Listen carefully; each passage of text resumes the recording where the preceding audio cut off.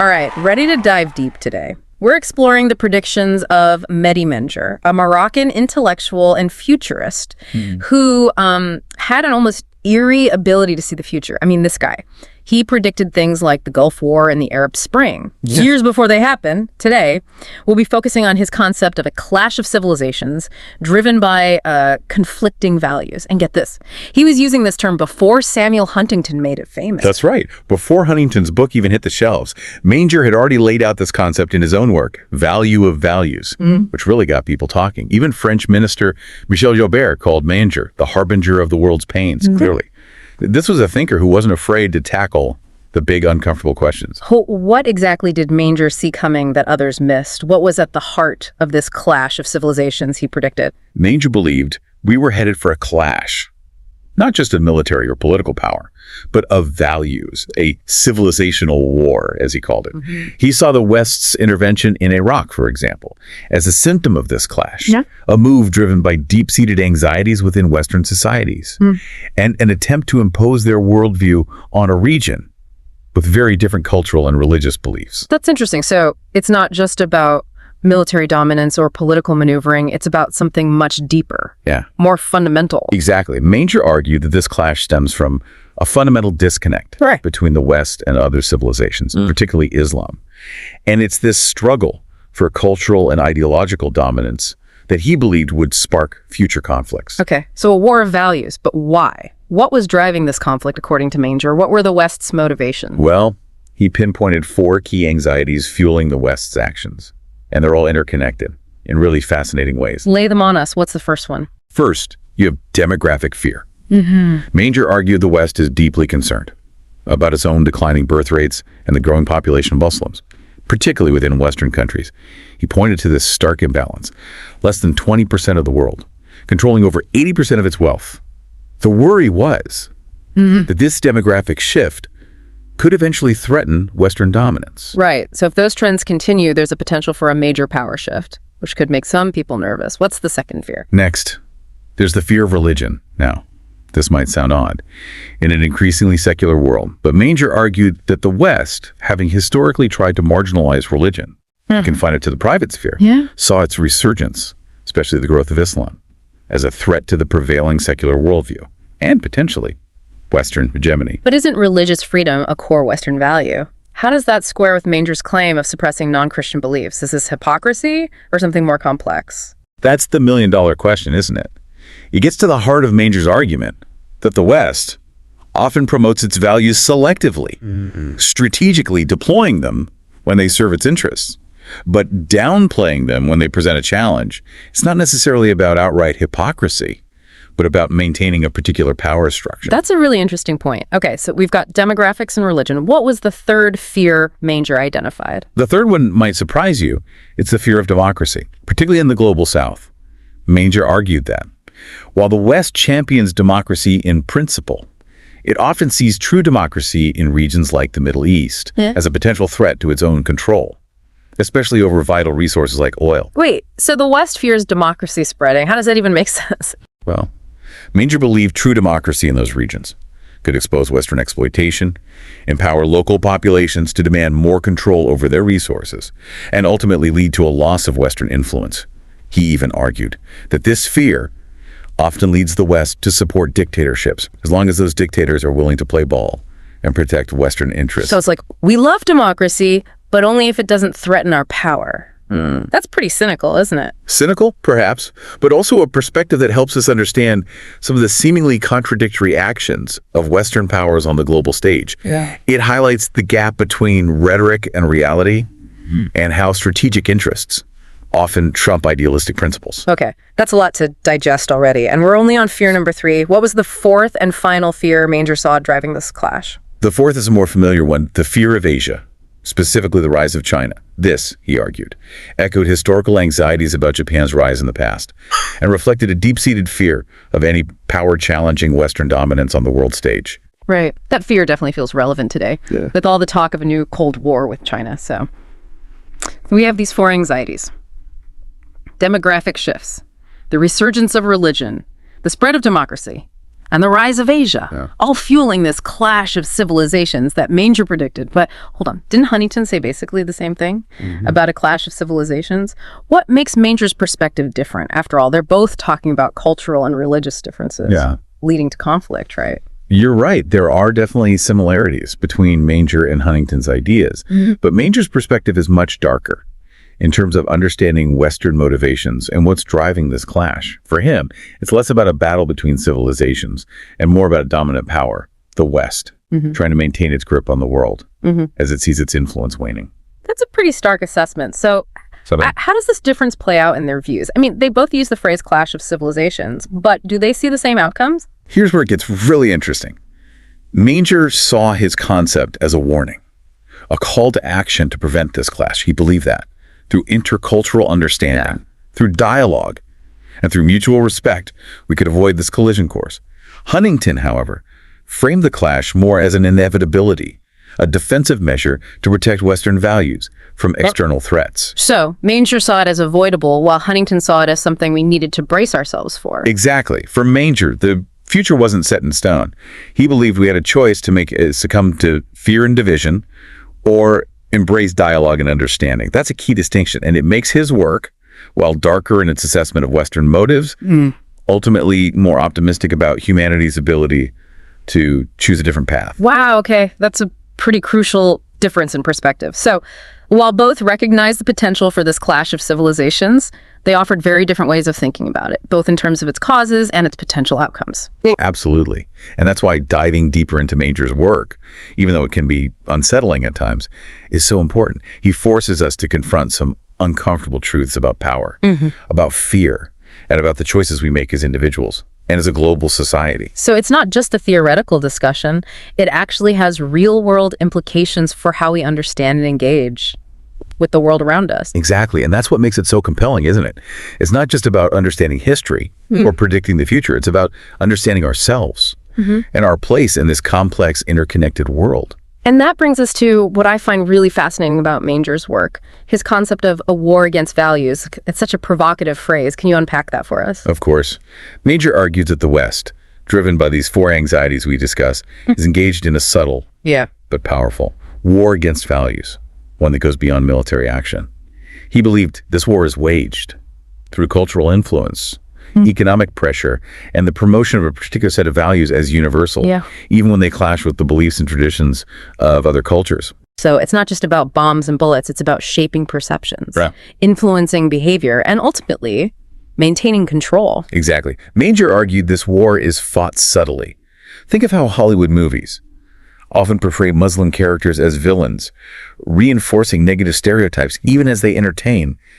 That's cultural influence shaping perception and playing into the West's war against values. That's such a great example. It shows how this war can be waged through seemingly harmless things like entertainment. It makes you really think about the messages we're constantly bombarded with and how they shape our understanding of the world. You got it. And this war, according to Manger, aims to suppress anything that doesn't align with the dominant Western Judeo-Christian worldview. It's about making sure that other value systems, particularly those emanating from non-Western cultures, don't gain too much traction or pose a challenge to the existing power structure. So it's about power, control, and maintaining a particular hierarchy on a global scale. And the weapons in this war are things like cultural influence, economic leverage, and even the media. Precisely. And this brings us to another fascinating aspect of Manger's analysis. His belief that the West expertly uses fear as a tool in this war against values. Hold on, we've got to unpack that. We'll dive into that right after a quick break. Manger believed that the West has become incredibly skilled at using fear. Fear of terrorism, of instability, of the other, to manipulate public opinion, justify its actions on the world stage, and ultimately maintain its position of power. Okay, so it's like fear becomes the self-fulfilling prophecy. You create the fear, then you use that fear to justify actions that further solidify your control. It's a pretty bleak assessment of how power operates, isn't it? It is, but Manger didn't shy away from these difficult truths. He believed it was crucial to understand how fear is weaponized, how it's used to divide people, to create enemies, and to stifle dissent. And think about the language used in the War on Terror, for example. It creates a sense of constant threat, of lurking danger, which can then be used to justify policies that erodes civil liberties and increase military intervention overseas. Right. So even the language we use can become part of this war against values. It's about framing the narrative in a way that supports a particular agenda. Exactly. And it's not just about government propaganda or political rhetoric. Mahndjra saw this manipulation of fear happening in more subtle ways as well. Think about the constant stream of news and information we're exposed to every day. How much of it is designed to provoke anxiety, to make us feel vulnerable, to keep us in a state of heightened alert? It's true. We're bombarded with stories of violence, conflict, and instability. It's easy to feel overwhelmed and to start seeing threats everywhere, even when they might not actually exist. Exactly. And that's precisely what Mahndjra was warning against. He believed that this constant exposure to fear-mongering weakens our critical thinking, makes us more susceptible to manipulation, and ultimately undermines our ability to engage in meaningful dialogue and understanding with those who are different from us. So, if fear is the weapon, what's the antidote? What did Mahndjra propose as a way out of this cycle of fear and conflict? Well, for Mahndjra, the answer lay in intercultural dialogue. He was a passionate advocate for genuine communication and understanding between cultures, built on a foundation of mutual respect and a willingness to see the world through different lenses. Okay, so dialogue is the key. But how do we move from a state of fear and suspicion to one of genuine understanding and respect? How do we even begin to have these conversations, especially when there are such deep-seated differences in values and beliefs? That's the challenge, isn't it? Mahndjra believed that intercultural dialogue requires a fundamental shift in mindset, a move away from the yes versus them mentality that's fueled so much conflict throughout history. He argued that the West, in particular, needs to move beyond its tendency to view other cultures as somehow inferior or threatening, and instead embrace the idea that diversity is a strength, not a weakness. It's about recognizing that different doesn't equal bad, and that we can learn from those who see the world differently than we do. But how do we actually put this into practice? Did Mahndjra offer any concrete steps we can take? He did. He believed that intercultural dialogue requires a multifaceted approach involving education, engagement, and cooperation. Okay, let's break those down one by one. What did he mean by education? Mahndjra argued that education is crucial for dismantling stereotypes, challenging prejudices, and cultivating a deeper understanding of different cultures. He believed that learning about other people's histories, beliefs, and values can help us overcome fear and see each other as fellow human beings rather than as abstract threats or enemies. Right. It's hard to demonize someone once you understand their story, their context, their motivations, but education can sometimes feel like a slow process. What about more immediate forms of engagement? That's where Mahndjra's idea of engagement comes in. He emphasized the importance of active, meaningful interactions with people from different cultures. This means going beyond superficial encounters and really trying to connect on a deeper level, to listen to each other's perspectives, to build relationships based on trust and respect. So things like travel, cultural exchanges, even just having conversations with people from different backgrounds. It's about getting out of our comfort zones and exposing ourselves to different ways of life. Absolutely. And it's about being open to learning from those experiences, to having our assumptions challenged, and to expanding our understanding of the world beyond our own limited perspectives. That makes a lot of sense, but engagement alone might not be enough, right? There are systemic issues at play that contribute to these divisions and conflicts. You're absolutely right. And that's where Mahndjra's third component, cooperation, comes into play. He believed that true intercultural understanding also requires working together across cultures to address common challenges and to find solutions that benefit everyone, not just a select few. So it's about moving beyond competition and zero-sum games and recognizing that we're all interconnected, that we all share this planet, and that our fates are intertwined. Exactly. Mahndjra argued that by working together, by pooling our resources and knowledge, we can create a more just, equitable, and sustainable world for everyone. And that, he believed, is the ultimate goal of intercultural dialogue. Not just to avoid conflict, but to build a better future together. This all sounds incredibly idealistic, and I'm sure some of our listeners are thinking, that's all well and good, but how realistic is it to achieve this kind of global harmony in a world that often feels so divided? That's a valid question. And Mahndjra was certainly not naive about the challenges. He understood that there are powerful forces at play, economic interests, political ideologies, historical grievances that often make dialogue and cooperation seem impossible. But he also believed that these challenges, while daunting, are not insurmountable. He believed that. If we could summon the courage, the compassion, and the will to truly listen to each other, to learn from each other, and to work together, we could create a future worthy of our shared humanity. That's a powerful message, and one that I think resonates deeply with many people. Even if they haven't heard of Mahdi Elmandjra before, there's a yearning for connection, for understanding, for a world that's more peaceful and just. There is. And while Elmandjra recognized the immense challenges we face in achieving this vision, he also believes it was possible. He believed that if we could summon the courage, the compassion, and the will to truly listen to each other, to learn from each other, and to work together, we can create a future worthy of our shared humanity. Now, that's not to say he was naive. He understood the deep-seated power dynamics, the historical baggage, the entrenched interests that often stand in the way of progress. And let's be honest, sometimes it does feel like the world is becoming more divided, not less. We see rising nationalism, religious extremism, and a hardening of ideological lines. You're absolutely right. But even in the face of these challenges, I think it's important to hold on to Elmandjra's vision, to keep striving for that ideal of intercultural understanding, to keep believing that a different future is possible. Because if we give up on that hope, if we surrender to the forces of division and fear, then we've already lost the battle. And remember, Elmandjra saw this war against values as being waged on many fronts, not just through military force, but through ideas, through culture, through the media, through education. And that means we all have a role to play in resisting this war, in promoting understanding, in building bridges rather than walls. Yeah. It's interesting that you mentioned the media. Elmandjra was very critical of the way the West uses media to shape public perception, to create narratives that often demonize other cultures and justify interventionist policies. He believed that the media, especially in the West, plays a powerful role in perpetuating stereotypes, fueling fear, and ultimately justifying violence.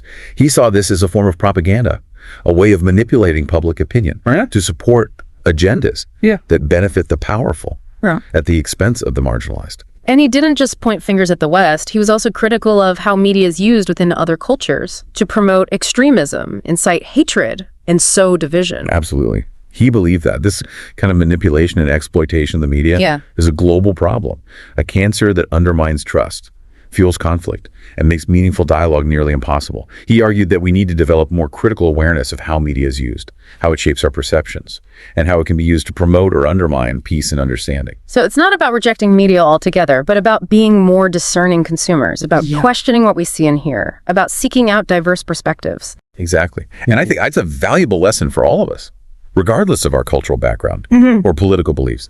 We need to be more critical thinkers, more responsible consumers of information, more active participants in shaping the narratives that define our world.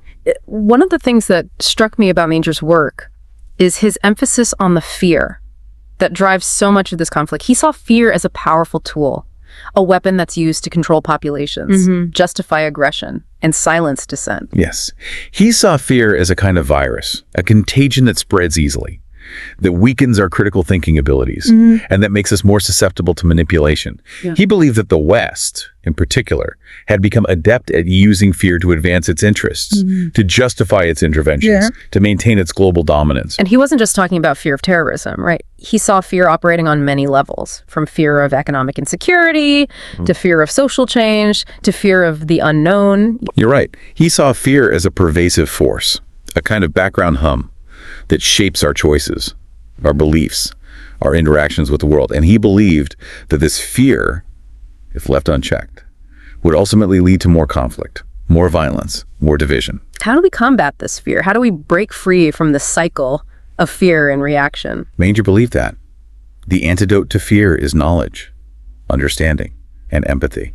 He believed that by educating ourselves about other cultures, by engaging with people from different backgrounds, by developing a deeper understanding of our shared humanity, we can begin to overcome the fear that divides us. He also talked about the need for courage, right? The courage to challenge our own assumptions, to step outside our comfort zones, to speak out against injustice and intolerance. Absolutely. He believed that courage is essential for breaking down barriers, for building bridges, for creating a world where fear no longer holds sway. It's a powerful message, and one that's particularly relevant in today's world, where fear and division seem to be on the rise. It is. And I think it's a message that's worth reflecting on, worth discussing, worth sharing.